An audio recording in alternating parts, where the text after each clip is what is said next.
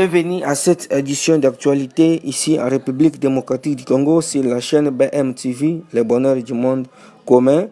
Ce qui se passe en République démocratique du Congo actuellement, le nouveau chef de la MONUSCO, James Sissouna, a défini les conditions essentielles pour une mission recentrée sur la stabilisation de l'Est de la RDC, respect strict du cessez-le-feu, y compris l'arrêt de l'utilisation des drones offensifs, fin du brouillard des signaux GPS, liberté totale des mouvements pour les personnels et l'équipement de la MONUSCO, accès sécurisé aux aéroports et à l'espace aérien et coopération de tous les belligérants. Ces exigences visent à garantir un environnement opérationnel sûr et incrédible pour la mission, soulignant que le succès dépend moins de la présence de la MONUSCO que du respect de ces règles par les acteurs armés.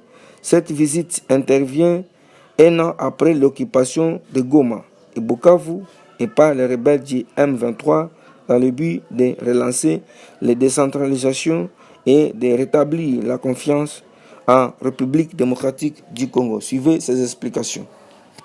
Cette visite survient une semaine après les pourparlers tenus du 13 au 18 avril 2026 à Montreux entre les représentants du gouvernement de la RDC et de l'Alliance Fleuve Congo, mouvement du 23 mars, AFC M23, dans le cadre du processus de Doha, avec la facilitation du Qatar, des États-Unis, de l'Union africaine et avec la Suisse comme pays hôte.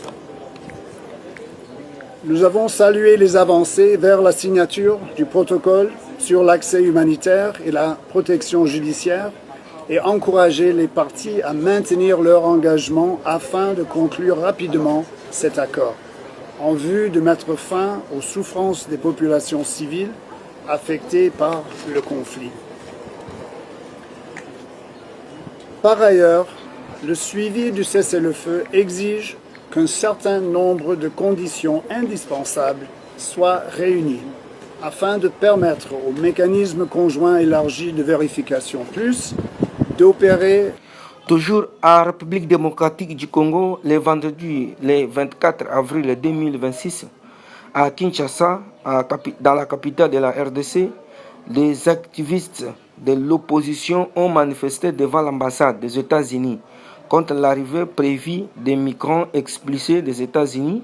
Le mouvement Alternative 2028 a indiqué que la police a dispersé la manifestation et arrêté plusieurs participants selon Ados Ndombasi.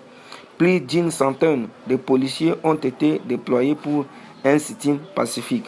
Toujours en République démocratique du Congo, il n'y a plus de billets pour les matchs entre la RDC et le Portugal.